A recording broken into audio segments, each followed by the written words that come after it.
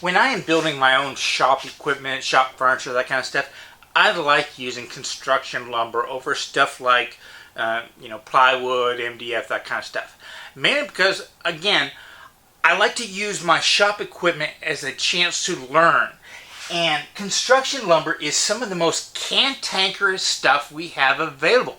Now, in my part of the country, the larger pieces, 2x10s, 2x8s, 2x12s, 2x16s, they're all going to be southern yellow pine. In the smaller sizes, or even the smaller, bigger ones, it could be, just about any softwood, but it's pretty much some kind of loblolly southern yellow pine around here.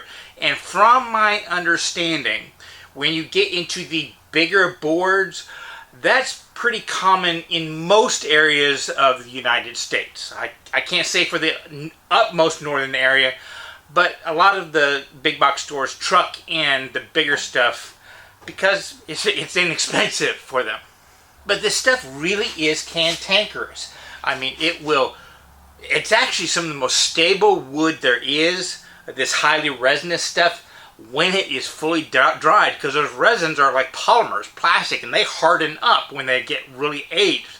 But until that point, when you get them from the store when they are pretty much green wood, this stuff will twist, warp, all that kind of stuff if you don't take grain direction into consideration and actually working with it. It demands the sharpest of tools. This stuff will crumble underneath the dull chisel. If you're planing it and planing in the wrong direction, it will tell you. If you're planing it with a dull tool, it will tell you. It informs you of the mistakes you are making and demands that you get better. It's a great learning material so that when you get to the stuff you are making for family members or stuff you want to sell, where quality is dependent upon how much money you're going to make and food you're going to put on the table, well, when you get into those situations, you will have dealt with the worst of the worst, so you can overcome a lot of the other stuff. In fact, woodworking will somewhat become second nature in your relationship to grain direction because you just get used to using it. And if you make a mistake, who really cares? The stuff is cheap. How cheap is it? Well, just for fun, let's do the math. Now, in my area, I tend to buy 2x10s or 2x12s. I try to get a 2x12 because the wider the board is, the bigger the tree was, probably the branches were higher, so you're going to get clearer, straighter grain that's going to have less reaction wood that's going to be finicky whenever you're using your tools. Unfortunately, a 2x12 by 12 in my area is about 20 bucks. Now, for some reason, a 2x10, which is it's less than 2 inches shorter, they're about 12 bucks right now. So price-wise, the 2x10s are more economical. Now, me personally, anything below 2x10, you're not going to get that big a yield off of the good stuff when you consider how much of the board you're actually using, because it is so cheap. So let's do the math on that 2x12. Well, 2x12s are really 1.5 inches thick. When they sell it 2 inches to you, that's 2 inches from the bandsaw mill, meaning the tree falls over, then they cut that in 2 inches. That doesn't count any machining that happens to it. So when they run it through a thickness planer to make it consistent and somewhat smooth, that removes a little bit, that comes off of the 2 inches.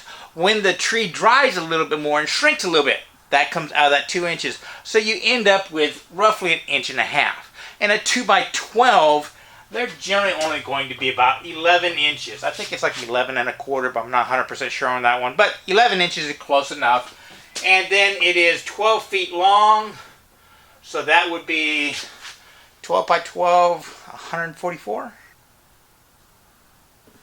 Yeah, 144. One board feet, I could have figured that out. So, our grand total is 2,376 square inches. We divide that by 144, which I guess I shouldn't have done that one there, but we get our 16.5 board feet of material. 16.5 board feet for 20 bucks. That's what? A little over $1 a board foot. You can't buy any hardwood for that kind of price range, even off of Craigslist. I mean, we're talking, this is dirt cheap stuff. So if we waste a little bit of it and we double our board feet price, it's still cheap. So why not take some risk, experiment with the construction lumber? And dealing with this means you've got to start with the boards you pick out from the store. Yes, you've got to be one of those people that's going to go through the stack looking for the best stuff. And what do I mean by best stuff? Well, you can find 2x12x16s that are perfectly clean in a stack. And generally when I go to a big box store, I will go by the wood section, and if I see a clean board on the top or in a row down, I'll snag it. And you end up kind of collecting these things because they aren't that much money to begin with, and you need to let them dry. That's a key thing is, after you pick out good wood, let it sit around your shop for a month or 6 months or something like that. If it's 6 months in your shop, laying down flat, that stuff is going to be really dry and great to work with. This stuff right here has been sitting around for about 2 months. But the other thing is, where from the tree did the board come from? In my mind, these two boards right here are prime project wood. Yes, it has a crack. In fact, if you go all the way down, this board is pretty much surface cracked all the way down, right down the middle. But what I like about it is, A, this particular board didn't have a single knot in the entire thing all the way down, and this was actually a 16-foot board, which I cut 4 feet off the end. But I also noticed that this one right here is somewhat flat sawn. The center of the tree was probably down here somewhere. That gave me a bunch of bastard grain material. See how the grain is coming from side to side on this one right here? That is great chair material. Then the center section right here has a bunch of cracks in it, so probably from about right here down it's just going to be trash for me. But I have been known to use that in panels for shop equipment where the crack doesn't really matter and it's just kind of blocking space. This board right here I thought was great because look at where the grains are. Right here. The pith of the tree was literally right there, which meant all of this wood was straight, and if I look down, it is completely straight all the way down. This is a fairly wide, straight grain board that has both quarter sawn wood and bastard or rift sawn right there. Great board. This will be future trash. But also look at them this way too. You see these cathedrals? This one, the cathedrals are all pointing this way, pretty much. And this darker area right here, well, that was the center of the tree, and you see all these little knots right on outside the tree? Well, as pine trees grow, the knots on the lower section typically fall off, and you get these things up here. But as they get taller and taller and taller, those branches are higher up, which means that this side stuff is generally really, really clear on really tall, big trees. And because there were no real knots anywhere around them, they don't have reaction wood, so the grain's not going to reverse on you. But notice this hardwood kind of tapers out. So this particular board was not sawn straight at the pith. It kind of tapered to one end. So I had to watch this right here on this type of board to make sure that the grain runs very straight on the side. And I would just try to follow one grain line all the way down. And if I can get that one, I can rest assured that it's not going to want to warp or twist on me too much after I cut away all of this stuff. Whereas this board right here, it might be super, super clean, which is why I got it. But notice the cathedrals, they start here, but they're reversing right here, and then they reverse again over here. So this board right here was cut fairly parallel because the grain's kind of doing this action right there. So my opinion is This board right here will probably turn out my best board because it was sawn parallel with the pith. Now, if you don't want to take into a lot of that consideration, stuff like that, you can buy perfectly dry, perfectly sawn southern yellow pine or other softwoods from a hardwood dealer. They generally call it vertical grain, and it will be the premium stuff. Look at that grain, how straight it is. But also look, see how you're getting cathedrals on the side? This is 100% quarter sawn, which in my opinion means it won't make good material for things like legs. This makes great material for rails and stiles and tabletops and stuff like that, where having that perfectly straight grain from top to bottom just kind of makes it very uniform. Plus the fact that this has been kiln dried properly to a furniture grade dryness. This stuff right here, it's probably still 12 to 20% moisture content, and I would not leave it on anything metal for long because it will rust it. There's so much moisture evaporating out of it. That's why you want to leave it in your shops till it gets to the point where it's not so cool, meaning less water is evaporating out of it and it's cooling itself. The downside to buying vertical grain from hardwood dealers, though, is this one piece right here ran me $24. This piece right here, a 2x10, ran me $12. And I will probably get a lot more useful material out of this than that. Now this vertical grain board I just brought out to show you. I'm saving this for a specific tabletop I want to do, but I do have available to me these two 12-foot boards, this 7-foot board, which is an offcut of this one right here, because it was a 20-foot long board. I just cut that off to fit it in my truck. And that 2x12 right there, plus hanging them up. Now, you do the math. This 12-footer was $12. It's a 2x10.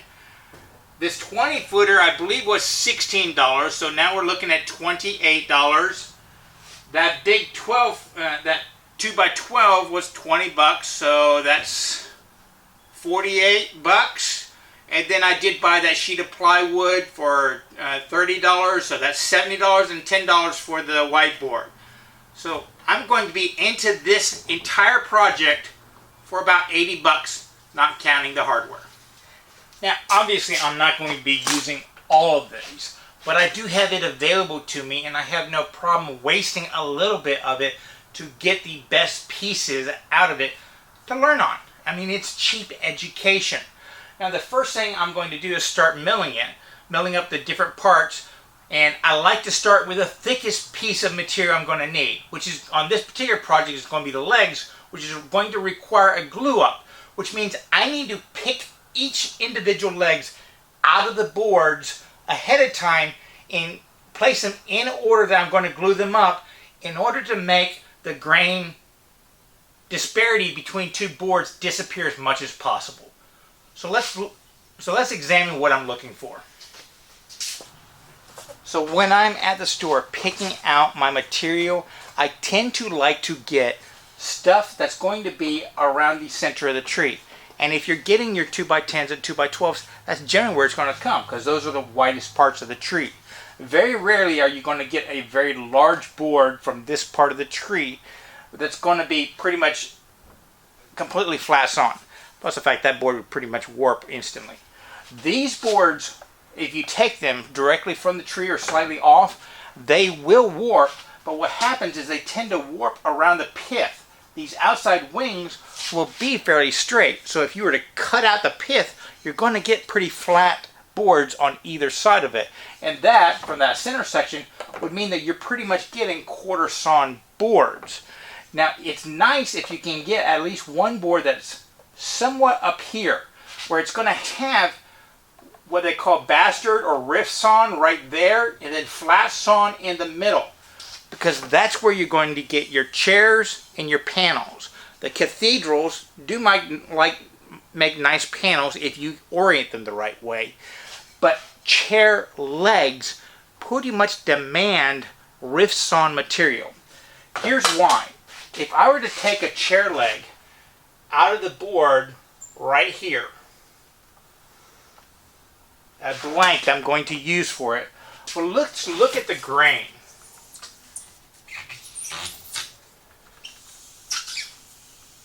That is pretty much a quarter sawn blank. What that means is when you're looking at this side and this side, you're going to see all those straight lines. Very homogeneous, very nice looking. But on this side and this side, what do you think you're going to be seeing? You're going to see extreme cathedrals. You know, things that look like this. And when you put that next to a board that looks like this, you know, as you move around that table, that's going to draw your attention. That's going to look out of place. So what we really want to do is find a piece of the tree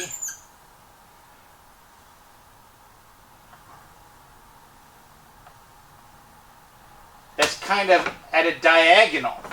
That way, if you look at the grain,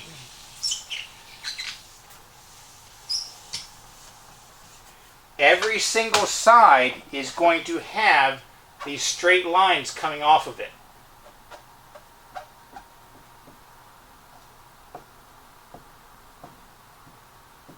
You won't get any cathedrals like that. So as you move around it, it will look consistent. It will look right.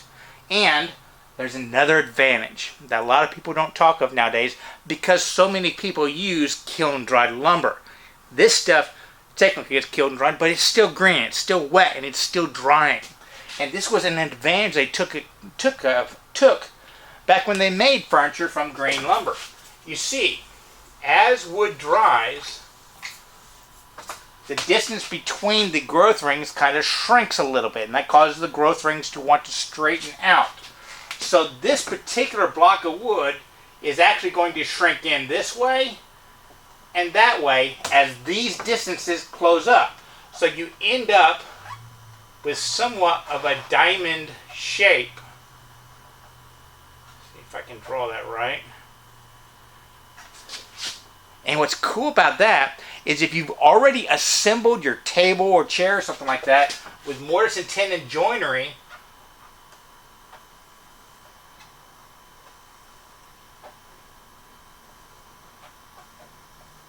well, there's going to be a little gap that develops right here and right there, but this outside is actually going to get even tighter. And if you get it tight on the outside of it, your chair or table becomes much more stable over time because the woods kind of shrink down on it and close any gaps and actually bite in.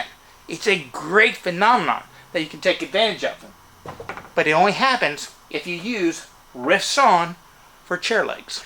Now in my head, the legs are always the most important part of the piece, and that's why I do them first. They also typically require the most wood because they are the thickest part of the piece. Now these are about 1.5 inches thick, and my design calls for legs that are under 3 inches but more than about 2.5, and I won't know what they'll fully be until I mill them all up. But in order to get blanks that are, 3 inches square, I'm going to have to glue these things up.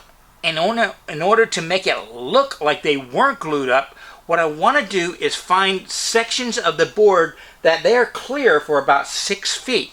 That way I can cut that in half, bring one on top of the other, and the grain will pretty much be identical, all going in the same direction.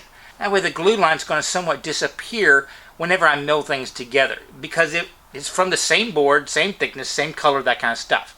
And if I can get all 4 out of one board, the color will be a perfect match. So here's a quick montage. Me milling up this board right here, attempting to get enough material for 4 legs out of it, and 2 legs out of this one.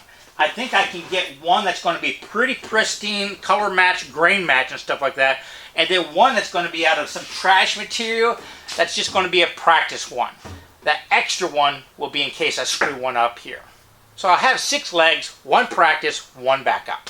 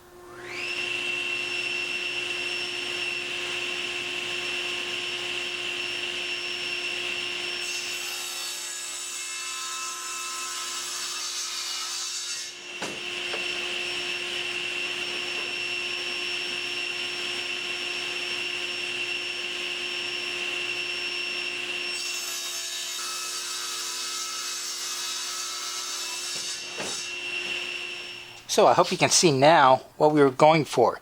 The grain is consistently bastard grain, so it's going to be fairly straight grained on all 4 corners. We just really need to focus on keeping leg boards together, which is why I've labeled them that side. But you also notice I put pencil line right here because I'm about to glue these up, so there's no sense in me dimensioning all these perfectly square. All I need to worry about right now is getting these 2 faces flat so that the glue will go up there, and then I'll dimension them after the glue up. Now, when going through that, 2 of the boards I cut out of the center, well, they weren't cracked, so these are pretty good. And if I wanted to use these to make something like a rail or stile where nobody's going to be seeing this top section because they'll be inside, but the show side, well, guess what those are? Perfectly quarter sawn. That'd be a nice show face that would match up very well with this style of leg. So I'll just hold on to these for a while.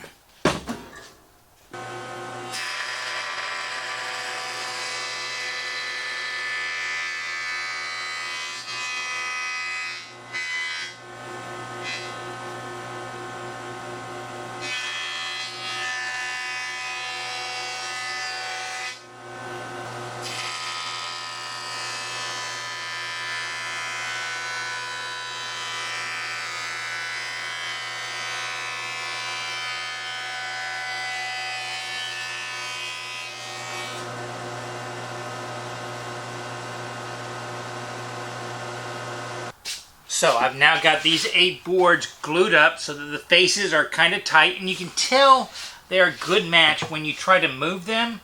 They don't kind of pivot in one area. Now, if you're having a bit of a problem getting them to match perfectly so that they have some slack, a trick would be to take something like your block plane and put a really fine shaving right down the middle. That way you know that you'll be getting contact on both sides, and the glue will kind of suck the middle together a little bit.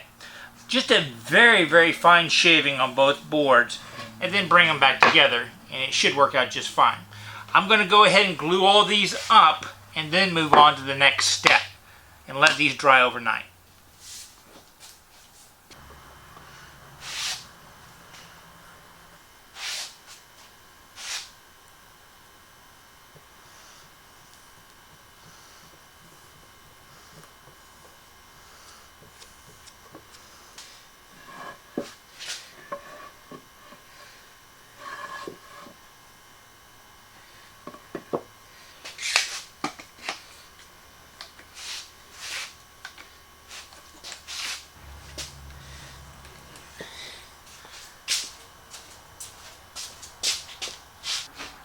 Now, my next step is going to be for squaring these up. I'm going to get all 4 legs blanks perfectly the same size and perfectly squared at 90 degrees. And I'm going to do that one all the way through the leg for the simple reason I have the machinery. But if you don't have all this machinery I have to do the 4 steps, you don't really need to. I think that is kind of a misconception a lot of us have gotten into because we've grown up for the past generations or so with people that use machineries like these to make it perfect. But look at what we actually need to get accurate. Here's the rough sketch of my plans, and this is kind of how I generally work. I don't really work off of detailed plans often. Well, I don't think I ever have. I just get general ideas so I can do my basic measurements. And I don't stick to these measurements because I do a lot of relative building. And as such, I don't have to have my legs to be perfectly dimensioned. In fact, they don't have to be square or straight at all. All I really need to get perfect is the distance from the top down to whatever last stretcher I have. That one on this side and that side has to be 90 degrees. This outside corner, it just has to look good. So you could easily do just a portion of a leg and get it accurate based off of maybe your tri-square or a combination square, and the rest of it just make it pretty. Which to me, in a modern day small shop, is if I had a bandsaw, I could easily get it really close to 90 degrees and just plane away the bandsaw marks and be ready to put this thing together. Now, my opinion has always been, if you are starting out in woodworking, you want to get into, kind of joinery furniture making, get a good hand tool background so that you can accomplish just about anything with a small set of tools, and get a bandsaw. A bandsaw will make your life so much easier in a hand tool shop, and in fact it works very much like a hand tool, except it saves you a lot of the grunt work, the labor. You don't get a figure like me ripping up long 12-foot long boards. That's what the bandsaw is for. And with that bandsaw, you can set the blade up to pretty much 90 degrees, and then all you have to do is get rid of the bandsaw marks with your hand tools and fine tune it. Works really, really well, just not quite as fast as a traditional power tool shop. There's a reason why people like me who've been in it for a while will slowly collect a thickness planer, a jointer, and then maybe a table saw. Because with those tools, I can make this entire leg exactly the same dimension without much effort. But I need to reiterate, you don't have to have these tools to accomplish projects like this. A little hand tool, square up one corner, and the rest just make cosmetic. Now, my methodology for squaring something like a table leg or even a board is very traditional. You start out at the jointer to create one straight edge, and if you need to, create a parallel 90-degree edge. And then you either use a table saw on something like a square thing to make parallel sides on the 2 other sides, or if you're doing a board, you square up the width of it on the table saw and the thickness on the thickness planer. Those 3 tools are kind of the workhorses of rough dimensioning stuff that to pretty much perfection over its entire length. But once again, it's not necessary. But before you start dimensioning 4 square, you have to do some consideration. Remember, it always comes down to the grain. Typically on a tree, the farther out, the older the tree gets, the newer growth rings are going to be closer and closer together. So once you can get past, in hardwoods, the sapwood, it's best to use the outside corner of the tree as you're starting to dimension if you know you're going to be removing quite a bit of the material. Plus, it'll be the more tighter the rings, the more it's going to want to move. So I know I've got roughly 3 inches here, and I'm only going to have legs that are between 2 and 2.5 inches, depending on what I think it looks like. So I'm going to be removing quite a bit. So I might as well square up these corners right here and then remove this material right there to get the most stable boards with the tightest grain on all 4 sides. Plus the fact that when I orient it, I want the outside of the tree to be going to the outside of the table. That way, as things shrink and it compresses, as we discussed earlier, these will be where it tightens up the most. So, even before I start dimensioning, I'm still thinking about the grain.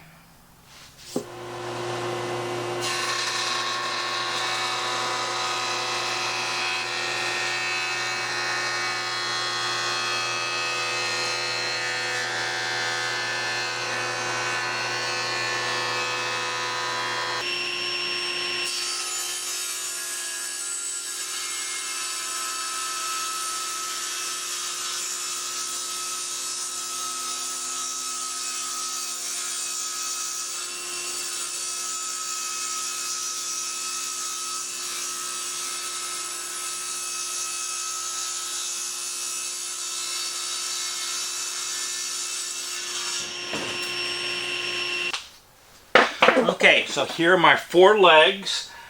I came down to about 2.5 inches on each one square, and I had the glue joint on top of all of them.